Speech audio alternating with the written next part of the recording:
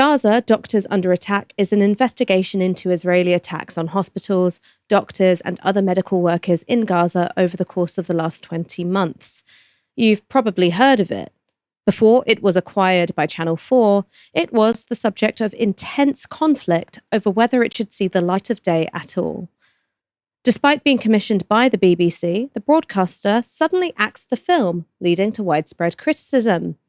Amongst those taking the BBC to task was former Match of the Day presenter Gary Lineker, who said the corporation should hold its head in shame. Now, a new article in The Observer has laid bare some of the political acrobatics the corporation went through before censoring the documentary.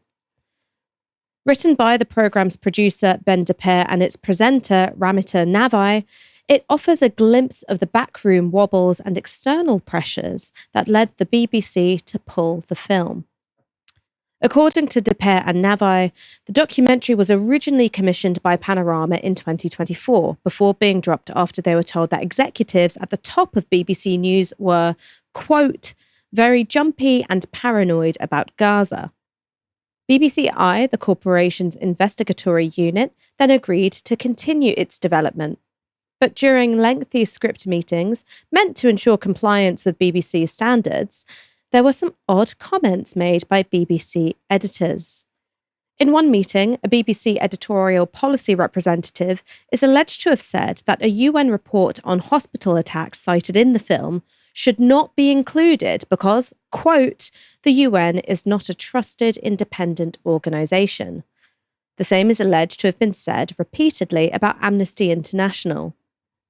DePere and Navai also say they were encouraged to use recorded testimony from 2 Palestinian doctors, obtained by Israel while they were detained and allegedly tortured. DePere and Navai refused, explaining that the use of interviews with prisoners under duress is a breach of the Geneva Convention, as well as the Ofcom Broadcasters Code. Then there was this, from the article. Script meetings were also dominated by references to what Collier might say, referring to David Collier, a social media activist who had discovered the omissions of the previous film, the film that was published by the BBC and then got taken down. In one editorial meeting, after viewing our film for the first time, a senior BBC reporter told us we should not use certain information, as this would not be acceptable to Camera, a pro-Israel media monitoring organisation. So, as I said, there's a reference there to another BBC documentary that was pulled off the air after Collier and others attacked it. The broadcaster pulled the film Gaza, How to Survive a War Zone, after a coordinated attempt to discredit it over, amongst many things, the fact that its 13-year-old narrator was the son of a Hamas political official. And I just want to linger on this for a second, because I've never once heard the BBC or any other mainstream news organisation in the UK interrogate the political or military connections of any of the October 7th victims. The fact that some of the hostages were serving IDF soldiers has never been invoked as a reason to dismiss either their testimony or the testimony of their families. But when it's a Palestinian child who didn't have any control over which family he was born into, there's a totally different standard applied. So we mustn't trust what he has to say about the daily realities of starvation and bombardment, but we do have to trust what IDF soldiers say about being held hostage. Now, as far as I'm concerned, the same editorial standard should apply. Now, the political connections of that boy also appear to be used by the BBC to downgrade the role of Ramita Navai, who has no connection to Hamas. In May, the BBC had all but shelved the documentary, but then offered this proposal. After 2 months of inadvertently leading us on, their words, one of the executives in this May meeting laid out a plan for a possible solution, to downgrade Ramita's role as correspondent to that of a contributor or third-party reporter. The executive said the problem with the earlier film How to Survive a War Zone was its narration by a child whose father was a Hamas official. So we asked, are they comparing Ramita, our narrator, an award-winning investigative journalist, to the 14-year-old son of a Hamas minister? After a moment's silence, they seemed to realise how ludicrous this comparison was. Eventually, we were told some of Ramita's tweets had been one-sided. There had been too many retweets of posts made by organizations reporting the deaths and suffering of Palestinians and not enough supportive of the other side, they said. According to the authors, multiple sources within the BBC said the decision to downgrade Ramita Navi had come from both the top of BBC News as well as the top of the BBC itself. In April, the authors say the BBC had confirmed to them that the film would not be shown. But in June, Novara appeared on Radio 4's Today programme to discuss Israel's war with Iran, where she said this. What do you make, Rami, of the pitch that Netanyahu made to the Iranian people? He said, we, the people of Israel, we're not in argument or in conflict with you, the people. We're in conflict with a regime. You know, how's that idea that there is a fundamental difference between the regime and the people of Iran gone down with your family and friends in Iran? Well, there is a fundamental difference between the regime and the people. And, you know, it's a numbers game. Figures, stats show us that. So let's say there's probably about 20% of the country are hardcore supporters, and that's probably generous. I would say that the first few days, you know, Iranians were scared and apprehensive, but there was definitely a feeling of hope and excitement that this could be the downfall of the Islamic regime. There were loads of funny memes about the killings of regime officials, but that really quickly changed into fear as ordinary Iranians started to get killed and injured. And now there have been hundreds of, you know, civilians who've been killed and injured. And let's not forget, you know, the reality of what's happening really started to hit home, and that's that Israel is doing it. And the world's been watching as Israel's become a rogue state that's committing war crimes and ethnic cleansing and mass murdering Palestinians. That hasn't exactly been reassuring. Later in the interview, presenter Amal Rajan picked Navi up on those comments. Rami, I should say, I mean, there's a lot of people listening who obviously take very strong issue with your characterisation of what Israel is doing in Gaza. But would you, and the idea that it's war crimes or ethnic cleansing, I understand that's your opinion. First of all, that isn't my opinion.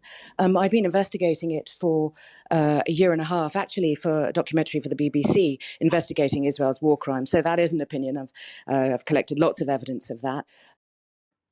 Just a day later, on the 20th of June, the BBC announced that Gaza, Doctors Under Fire, would never be broadcast. That's a full 2 months after Depere and Navi say they'd already been told it was being shelved. A BBC spokesperson said this: "We tried very hard to find ways to tell the doctor's stories on our platforms, despite the ongoing Peter Johnston review and our concerns about some of Ms. Navi's social media activity. However, after she appeared on the Today programme and called Israel, quote, a rogue state that's committing war crimes and ethnic cleansing and mass murdering Palestinians, end quote, it was impossible for the BBC to broadcast the material without risking our impartiality." Now, the BBC spokesperson mentioned the Peter Johnston review there. That was an investigation into whether the aired, then pulled film Gaza Surviving a War Zone breached the BBC's editorial guidelines. Today, this report has finally come back. It'll come as zero surprise to learn that it's found that the BBC did breach its guidelines by failing to disclose that the father of the 14-year-old narrator had a role within the Hamas government.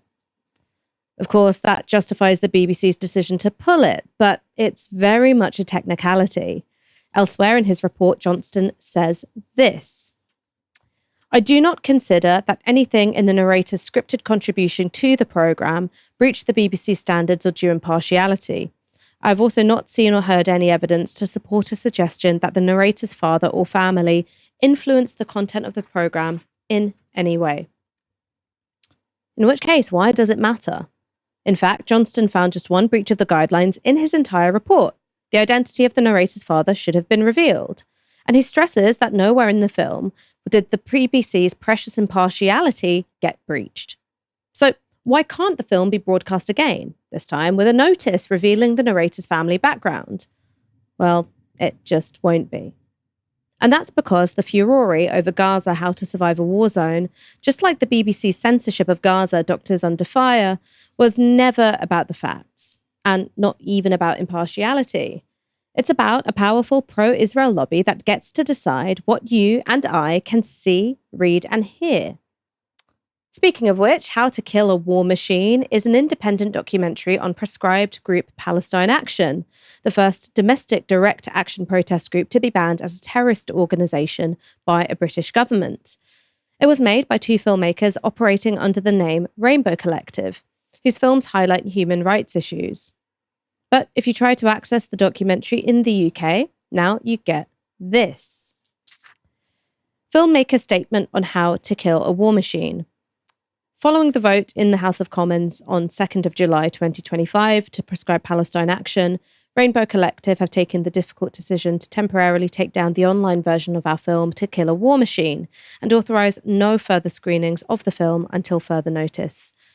As filmmakers with 20 years of experience documenting movements for social justice around the world, we produced To Kill a War Machine independently, within the law, and had it certified for cinema release by the BBFC. The film itself does not become illegal, as it was produced and edited prior to prescription. However, future distribution of anything, which could be interpreted as showing sympathy for or inviting support for a prescribed organisation, will become illegal. Kieran, I know I shouldn't be surprised, but I can't help but get wound up when I hear about this stuff. How did pro-Israel lobbyists like David Collier, like Camera, end up dictating BBC editorial policy? Isn't the job of the BBC to weigh the case on the objective merits and then go, scream at us if you want, ultimately we stand by our decision making? There's something about, maybe because I've had a lifetime, as now we probably all feel like we have, of listening to pathological, lying Israeli government spokespeople, but I'm kind of inured to that. There's something about the sort of faux universality, faux felicity or something of Amal Rajan and the BBC kind of passive voice that just drives me completely insane. But anyway, that's a separate thing. It's interesting to watch the evolution of Israeli Hasbara or Israeli propaganda in real time. For a very long time, Israel focused on projecting an image of itself to the world as a kind of romantic place, as an almost kind of mythological place, sort of Western, but with antique and exotic features. Whenever the inconvenient truth or the inconvenient question of the Palestinians came up, which before 1982 was virtually never, the Hasbara machine would kind of switch gears and go into nasty mode. And nasty mode always kind of operated on two frequencies. Number one, these people are terrorists. Number two, you're an anti-Semite. And what's interesting to me, with the kind of near universal collapse of the idea of Israel as a sort of romantic place in the kind of global public imagination over the past 15, 20 years, is that the Israeli propaganda machine has very palpably shifted almost sort of 24/7. Of course, it still has its tourism campaigns and so on, but so much of the resources of the kind of machinery of Israeli cultural hegemony, if you like, have shifted towards the nasty mode. So either you're anti-Semitic or these people are terrorists, right? So up until about 10 years ago, the approved scarecrow of Israeli propaganda was anti-Semitism. And of course, it was very effective at ensuring that there was never a Labour government led by Jeremy Corbyn. I think after 21 months of a kind of live streamed genocide, that scarecrow is no longer sufficient. And so very clearly what happened fairly early on in the genocide was a shift to these people are terrorists.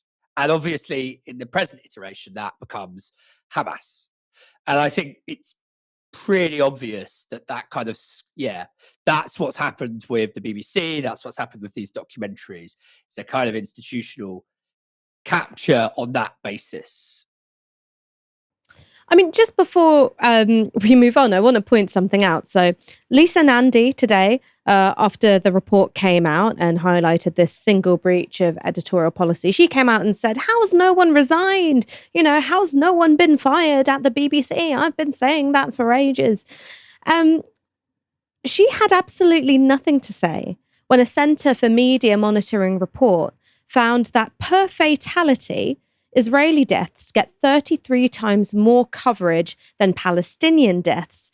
And not only that, emotive language like, barbarous, like massacre, that is exclusively used for Israeli deaths, whereas much more neutral and passive sounding language is used for Palestinians killed by the IDF. And it goes to show that there is such an imbalance of power and access to power. So if you're a pro-Israel lobbying organization, could be Camera, it could be the Campaign Against Anti-Semitism, it could be UK Lawyers for Israel, it could be individuals like David Collier. If you make complaints, it doesn't matter how spurious they are, they will not only get listened to and trigger all sorts of internal investigations at the BBC, it will get huge amounts of media coverage as well. But if you are an organisation associated with the British Muslim community, like the Centre for Media Monitoring, you will be roundly ignored. So it doesn't matter that they've done the research and they found a persistent pattern of bias. I mean, you'd think that that would be of concern to the BBC News head honchos and the BBC Corporation head honchos. That can be safely ignored because no one cares about bias against Palestinians. No one cares about bias in favor of Israel. That's a totally acceptable breach of impartiality, right? That's fine if it breaches the BBC editorial codes. It's never going to actually be enforced. There is only, the selective enforcement at the behest of these pro-Israel lobbying organizations. And I think that anyone who works in journalism who has a modicum of self-respect should tell these organizations to go fuck themselves, right? Quite frankly, they should all be told to go fuck themselves. Sorry if you're listening with kids, but it does just really, really wind me up. Let's move on. Unlike Gaza, How to Survive a War Zone, Gaza Doctors Under Attack was aired by Channel 4 earlier this month, and it remains up on their website. And it's a good thing Channel 4 had the guts that the BBC lacked, because the film is vital viewing for anyone in any doubt over the depravity of Israel's treatment of Palestinians in Gaza. Using footage shot inside Gaza's hospitals, interviews with medical experts and doctors, as well as anonymous Israeli sources, the documentary presents a forensic case for the conclusion that Israel has deliberately targeted doctors and their families and used methods including humiliation, detention, and torture to decimate Gaza's health system. Much of that has been done out of sight of the world's eyes and far away from any kind of oversight.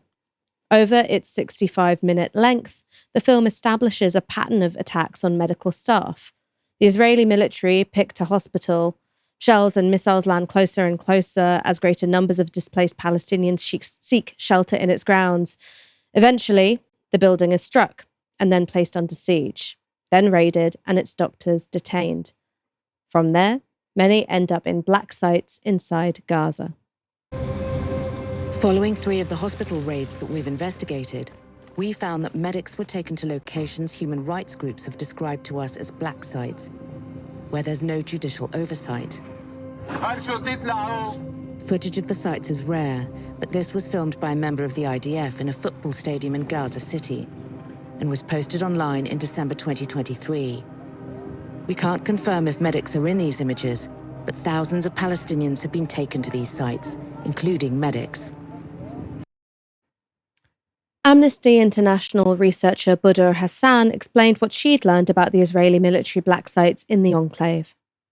What are these black sites being used for? In these sites, the soldiers has absolutely complete power to abuse, to torture, to hit, to humiliate the detainee without any oversight. What can you tell me about the detainment of Palestinian doctors and healthcare workers? So if there is one characteristic for which this war has stood out is the systematic targeting of the Palestinian healthcare sector in the Gaza Strip. We're not talking about 10, 20, 30, 40 healthcare workers. We're talking about hundreds of detainees. Israeli authorities would say that maybe these healthcare workers know some information about hostages, or they knew information about Hamas fighters being treated. But on many occasions, these doctors are probably interrogated just once or twice, and that's it. The torture and unlawful treatment to which healthcare workers are subjected is evident intent of the Israeli authorities to destroy Palestinians. So there is also an element of genocidal intent, and destroying the healthcare sector, basically taking it out of service through different means, not always necessarily by directly attacking them, but by also detaining hundreds of healthcare workers. Boudor says she's identified at least 4 black sites so far. So do you think there are other black sites that you haven't heard about, that you haven't been able to identify? I think what we were able to identify is just a drop in an ocean of horror. Some of Gaza's doctors have also suffered extreme violence before they're detained. On December 3rd, 2023, a direct airstrike hit the family home of Dr. Khaled Hamouda. No other building was hit, just his home. 10 of his family were killed, many of them doctors. But Hamouda escaped with his 2 daughters, son and wife, with the 5 of them running to shelter outside another building further up the road. That's when a drone strike hit. My family and I, my wife and my children, we were attacked at that very moment. I have no doubt it was intentional. Khaled Hamouda was injured. He was taken to Kamal Adwan Hospital. I was shocked to see one of the nurses who I worked with carrying my daughter.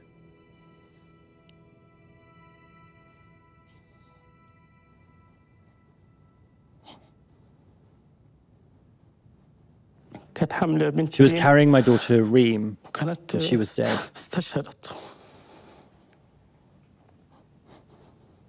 That was the moment I knew she had been killed.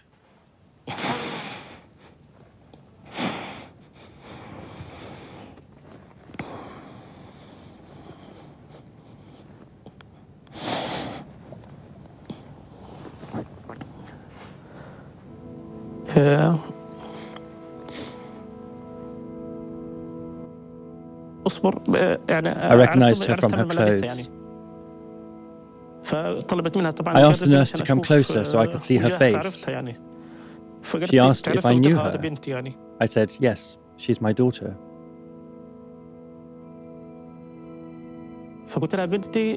My daughter, she said. She was dead on arrival.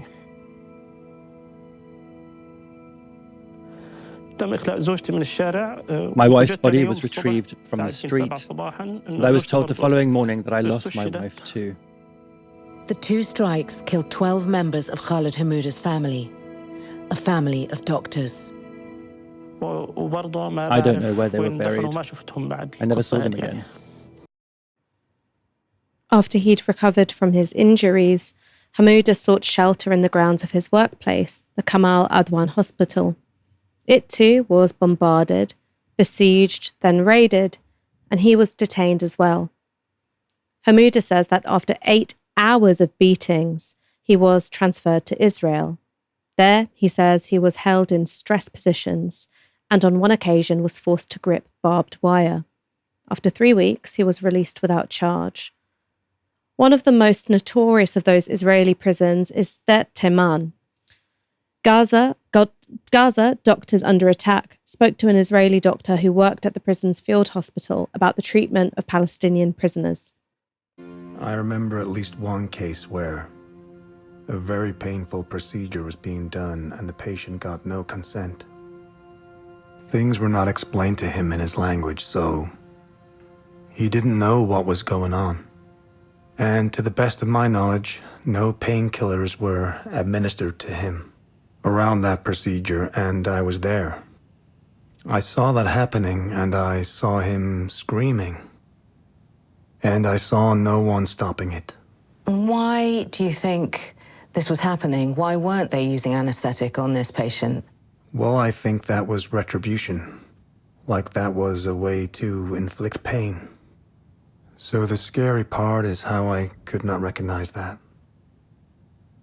When I saw that, and I recognize how I have normalized the fact that even those patients are defined and are called just by a 5-digit number. They don't have a name, they don't move.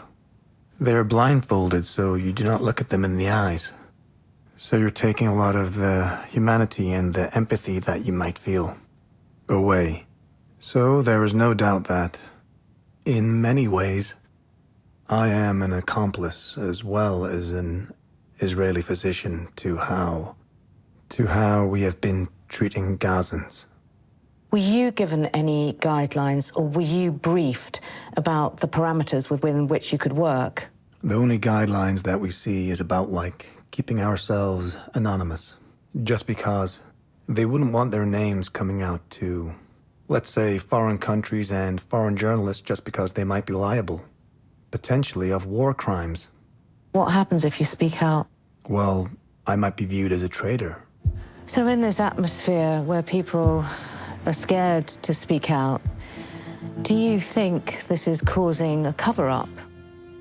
I don't even think that in the Israeli society, there is a need for cover-up these days. You can do almost whatever you want when it comes to Gazans.